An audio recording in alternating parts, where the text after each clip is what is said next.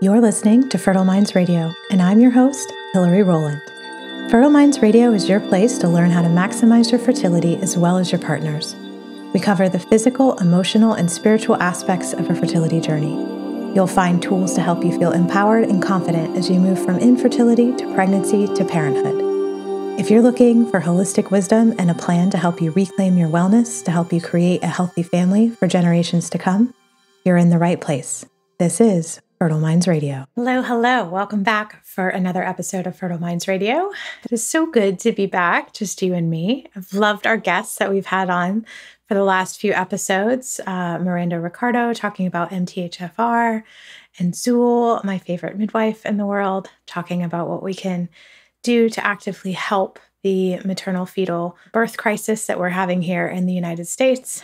But today, it's just going to be me, you, and your mind. And we're going to talk about maybe some anxieties that you have around trying to conceive, even if you haven't started yet.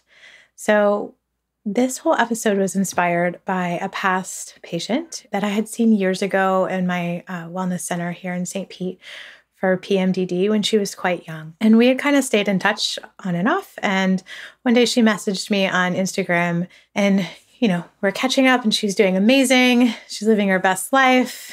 And she just mentioned that she was feeling some pressure about starting a family, even though she had only been married for what felt like 5 minutes.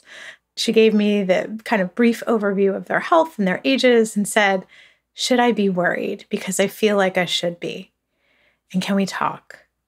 And I wondered immediately, oh my gosh, like how many other women out there feel this way? And it was just such a stark difference from my generation of being, I guess I'm Generation X, where we were sort of taught how not to get pregnant. Not that there would be problems, like that was totally erased from the conversation with us. And now, because more and more women are speaking up about their fertility struggles, I think maybe the younger generation is maybe having some worries that they may not even need to have because of conditioning. So like, when should we start to worry, right? That's what we're going to talk about today. My other thought is that I hated that she was already having worry and anxiety over this, and she hadn't even got to the fun part yet. And like my heart kind of broke for that a little bit, because that's what the beginnings of partnerships should hopefully be about, right? Not about worries about the future and what may or may not happen. So we hopped on a call because obviously you don't want to be in DMs on social media, privacy concerns and things like that. And we talked about some of the misconceptions that she had, and we formed a plan. So it's part strategy and part mindset, because I think that both are really, really important, because you want to be well-intended in what your actions are so that your results and your anxieties don't take you for Mr. Toad's wild ride, so to speak, before the fun even begins. And I say fun because it can be fun. Like that's one of the misconceptions out there, is that like you're going to have to do IVF if you've waited after a certain age and it's going to be hard. And I just want to say that is, yes, some women's experiences, some couples' experiences, but it also doesn't have to be that way. So understanding that there can be fun and there can be magic and mystery all involved in creating a family. And I just want to kind of bring that idea back home again if it's starting to be lost, right? So if you are feeling anxious about trying and you haven't even started yet, episode's definitely for you. But even if you've been actively trying for a while and you think that you're on the way other end of this spectrum, like I just had a client the other day come to me for the first time, and she'd gone through 2 rounds of IVF unsuccessfully, 2 retrievals. And I gave her these same points and questions to reflect upon for her and her partner. And they worked brilliantly to sort of buoy them emotionally through that time. So whatever end of the spectrum you're on, whether you're like just starting to think about fertility or you're somewhere in the middle and it's longer than you thought it was going to be, I just highly encourage you to give this episode a listen and apply some of the things that we're going to talk about today, right? So let's dive in. The first thing I want you to know is that anxiety is normal in all human beings, okay? What's not normal is when it starts to hijack our life and keep us from doing all of the things that we want to do because we're stuck in those thought loops, right? Essentially, it's when our anxieties or worries are taking up too much mental real estate, right? Like that's all that we can focus on. That's when we know that, like, hey, this has crossed the line of like normalness or okayness. But let's get used to the idea that anxiety could be okay, right? Just because you have anxiety about something doesn't mean that it's necessarily a pathology or a diagnosis. And I also just want to point out that anxiety, feeling-wise, is very close to the feeling of excitement, right? And that is something that sometimes we don't necessarily reflect upon and understand, like, what percentage of this is fear and what part of this is excitement, and could they be like commingling inside of me, right? And maybe you just are super excited, but also a smidge worried, right? So kind of teasing that out a little bit and just understanding that if anxiety is the fear of the unknown, of course you have anxiety over getting pregnant if you've never done it before. It is literally uncharted territory, the wild, wild west of unknown. Or if you have underlying beliefs, maybe that your family, your relationship with your partner, that's going to change when you bring kids into this world, your brain actually might be trying to solve for that by creating feelings of anxiety in order to stop you from moving forward. And I think that's really important to understand if that is you, because you can address that. And then you don't have to like put the anxiety in your backpack and climb the mountain with it, right? So really understand that anxiety is not inherently bad. It's just much of anxiety's purpose comes from your brain wanting to keep you safe, right? Especially if you've witnessed people that you love or people on social media or celebrities having a hard time getting pregnant, right? It makes sense that your brain is like, no thanks, hard pass, that is not for us. But just in case it is, like maybe we should start researching and worrying about it. And that can be kind of normal, especially when we have answers at our fingertips 24/7.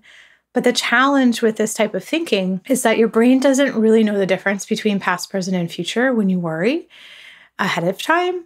And your brain actually then produces feelings or vibrations that then present the same kind of cascade of chemicals as if it was happening in real time, right? So that's not great for your overall health or well-being or preserving your fertility if you want to wait, right? Because you're just in one giant continuous stress response. So what do? I have some suggestions, as always. First of all, I want you to start by making sure that you really, really, really want kids. And I want you to get down to the minute details of why you want to grow a family. This is if you're just thinking about it, you're in it, or you've been trying for a really long time. Okay? Don't just assume like, yeah, I want that. I want you to think about the driving desire behind why you want to be a parent, right? This is something that we do in the very beginning of conscious conceptions. It can go into great detail with both partners because it's really important to understand your why, because it allows you to connect to something much bigger than yourself if the boat starts to rock and things get a little bit shaky, right? And it's really important for your partner to know their why and yours so that when one of you is stressed out, you can be a support person, really kind of buoying them, reminding them of why you guys are even in this struggle in the first place and that it's all going to be worth it, right?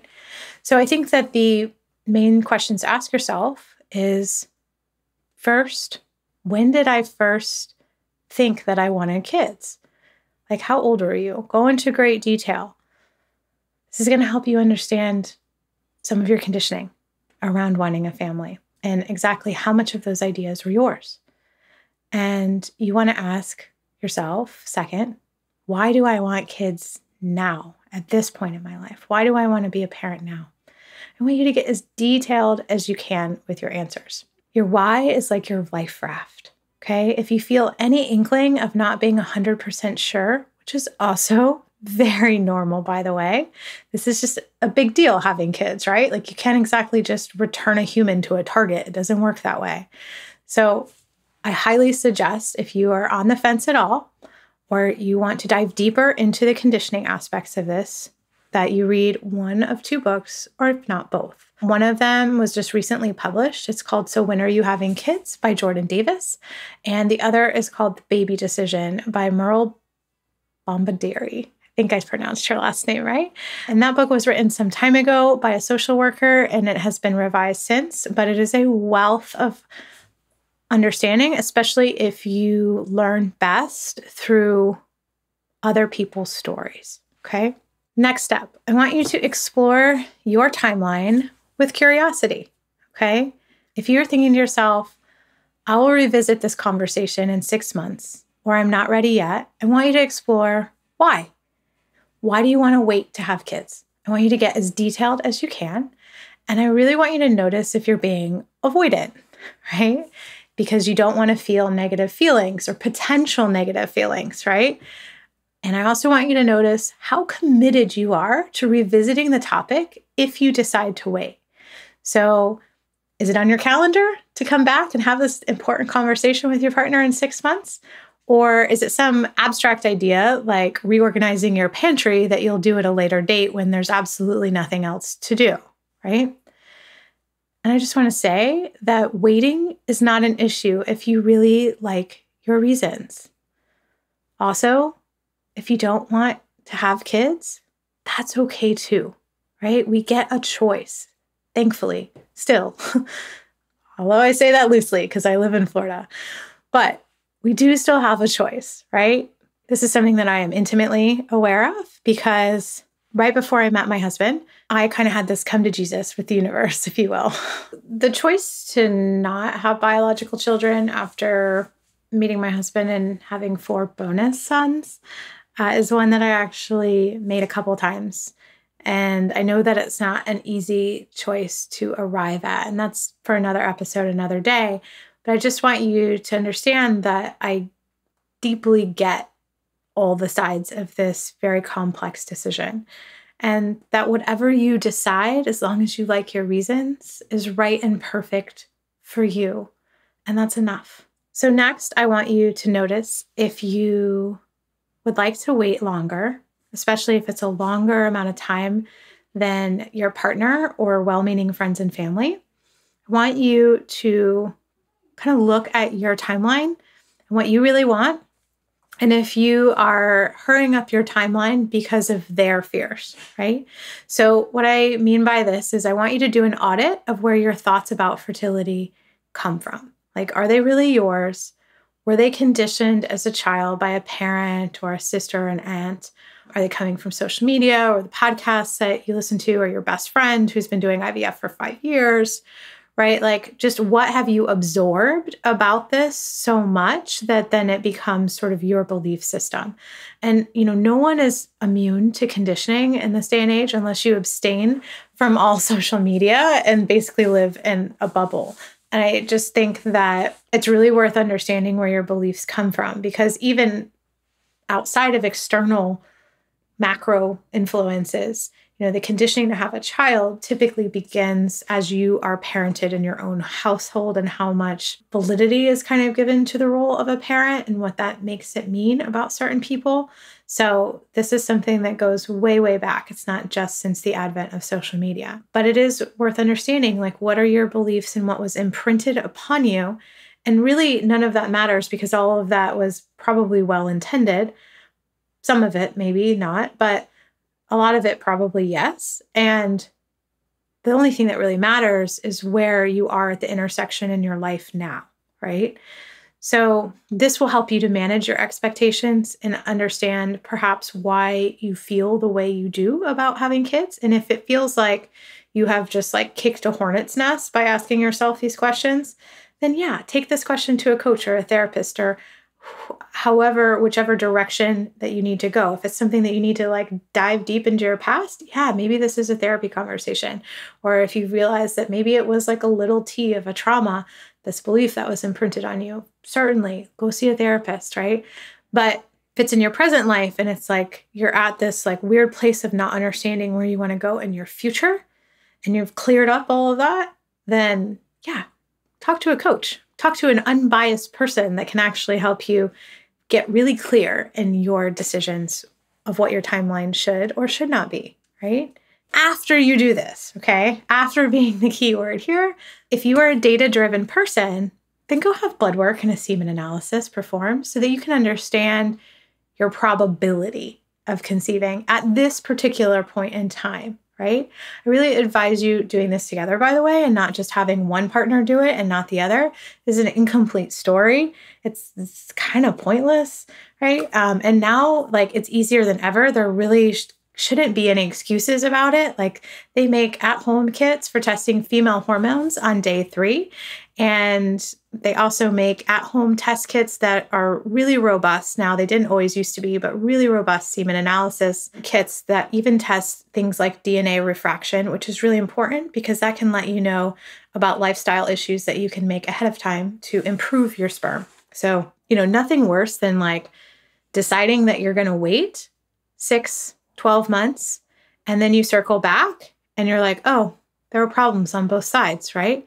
So maybe you should cross your T's and dot your I's and do some testing if you have your mindset in order first, right? And the reason that I say this has to do with bias of where you would go if you didn't do an at-home test to be tested, right? So I have said on this podcast before, and I'll say it again, I think the best place to get tested for fertility struggles, especially if you've been conceiving for some time and it hasn't happened, is at an IVF clinic, right? That's their bread and butter. That's what they do all day long is look at eggs and embryos and sperm. And it's just, that's what they do versus sending it off to a Quest lab where maybe that person saw a sperm analysis 3 months ago and is like, yeah, I can sort of do the count. I learned this in school, right? Very different way of looking at a sperm analysis. Now, I still think that IVF clinic is the best place to go for the most in-depth interpretation. I think it's better than your OB's office. And I think it's because they're both biased. Okay. So my opinion is that most, not all, most OBs are very, very good at getting the baby out, actually, but not so good at maybe getting the baby in, right? Their focus is on after you're pregnant and the delivery. It's not necessarily the crux of all that they learn in terms of fertility. That's why there's an extra step to go be a reproductive endocrinologist in terms of internships or fellowships, right? But if you go to an IVF clinic, you have to understand that their bias is to do IVF, right? Or to do some sort of intervention, right? It's just like if you go consult a surgeon, they're likely going to tell you you need surgery. So you just have to understand the context of where you're going for the opinion, right? And that's why I say it can be nice to be able to do these things at home now and not feel that added extra pressure. So if you're really firm in the idea that you don't want to start trying for a year, but you want to know what your present probability is, and if lifestyle changes could help improve things, then I think you have to go in expecting that they're going to want to push you towards that and be really firm in your own timeline first, okay? Rarely does someone's results come back that everything is perfect. So expect that, right? Know that what you find might color your decision for how long to wait. And if you're good with that, then proceed. And lastly, if you do go get labs and everything is top notch, which it could be, right? Especially if you're really young and you've lived a nice, clean lifestyle, you have great genetics, I want you to promise yourself one thing.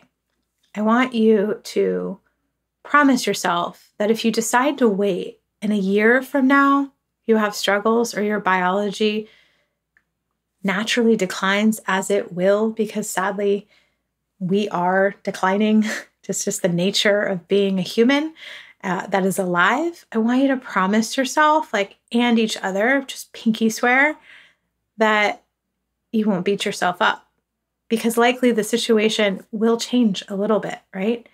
This is why I said it's really important to do your own reasoning and deciding first and really like your reasons for waiting. Because if you like your reasons for delaying, any natural decline is less likely to affect you negatively in a mental, emotional way. So I mentioned that recently there had been some big advances in home hormonal testing, excitingly in sperm analysis, even for DNA fragmentation. And this is really a phenomenal way to create privacy and also be able to do these tests together and to have your own health card sort of score report, right?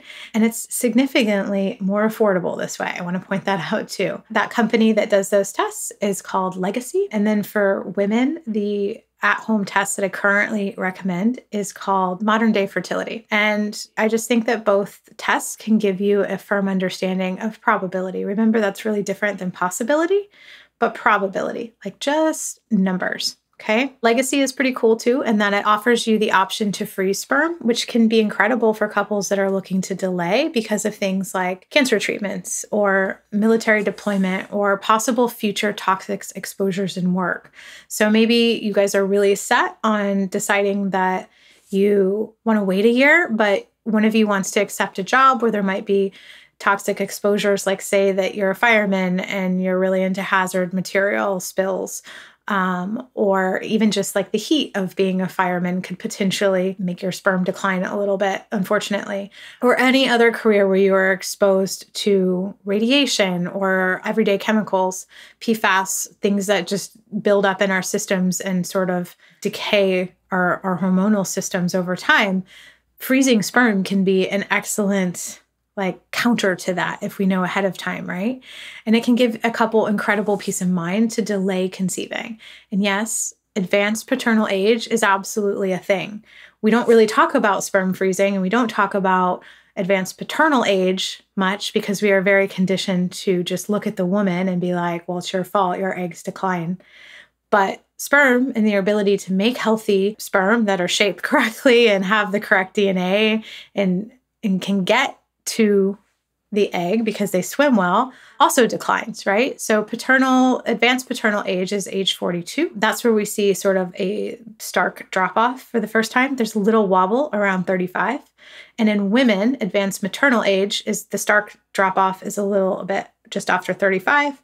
And then we see a little bit of a wobble around 27. So just kind of putting that into your perspective, because there could be a significant age difference in your relationship. Maybe the person that makes sperm is a little bit older and you find yourself wanting to enjoy those first few years of marriage, then freeze the sperm.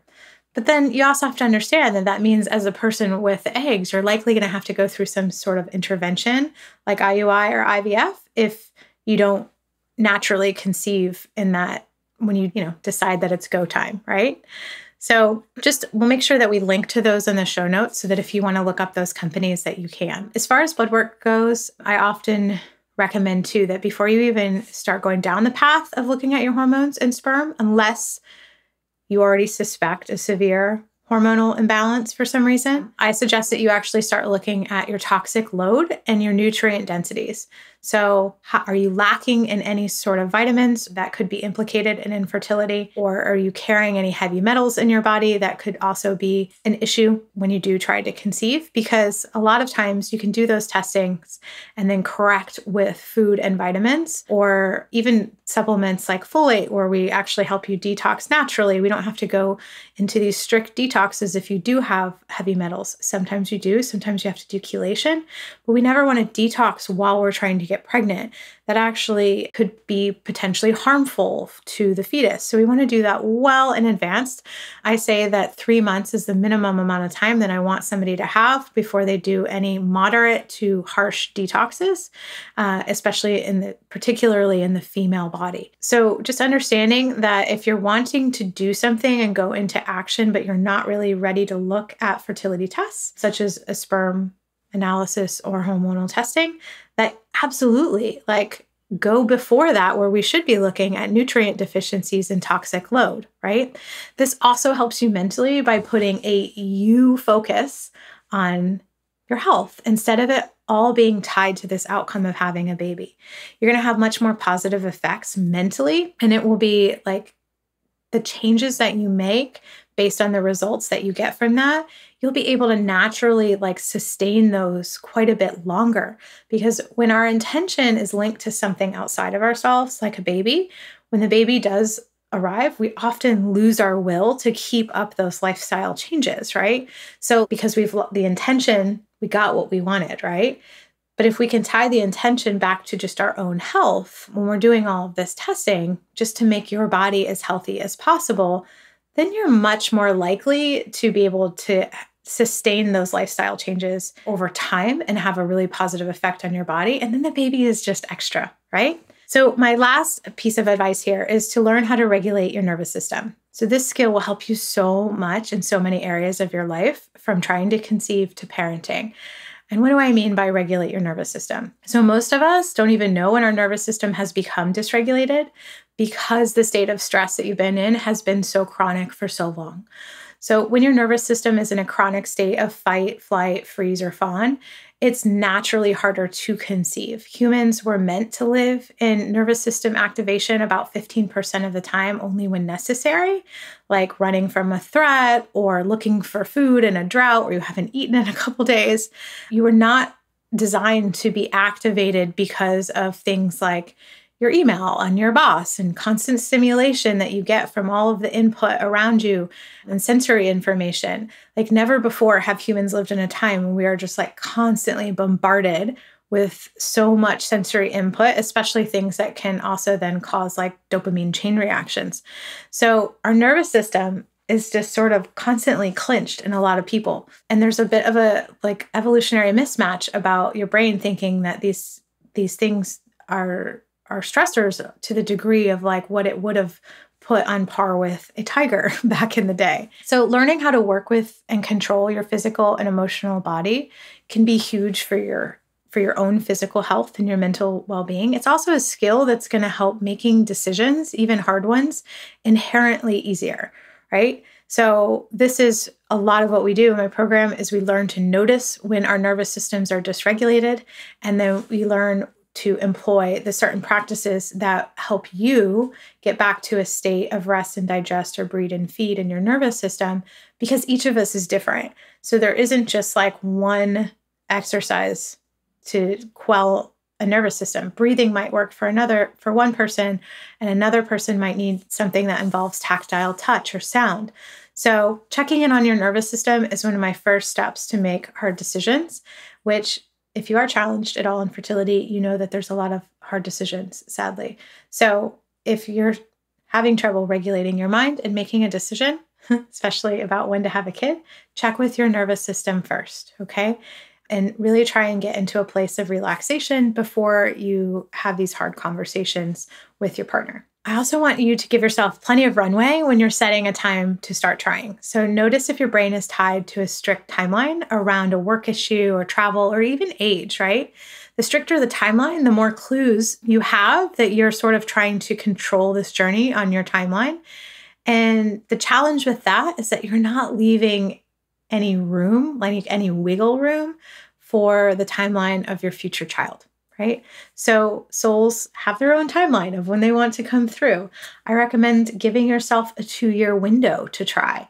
If you find yourself in a tight timeline, perhaps exploring the need to control again with a therapist or a coach can be supremely helpful for you to understand where that need to control comes from and how we can sort of like loosen our grip and again, lighten our attachment to the outcome, right? And I know for a fact that it will be extremely helpful in parenting because you are there to provide structure and guardrails as you teach your child to thrive, but not to control them, right?